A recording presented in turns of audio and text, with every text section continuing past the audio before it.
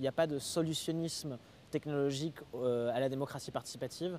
Les dispositifs de Civic Tech viennent augmenter les dispositifs de participation existants et innover dans la manière dont on peut faire participer le citoyen. Il y a toujours un travail à faire en présentiel, d'animation de la conversation pour essayer de faire ressortir des points de vue qui peuvent être variés et contradictoires. Alors Open Source Politics, c'est une start-up Civic Tech. On va souvent travailler avec des institutions publiques qui ont un projet pour faire participer les citoyens et pour qu'ils donnent leur avis. Pour éviter l'instrumentalisation de ces nouveaux espaces de dialogue et de décision, je pense qu'il faut mettre en place des garde-fous en mettant des règles claires au tout début du processus, dire à quoi va servir l'opinion du citoyen dans le processus final de décision.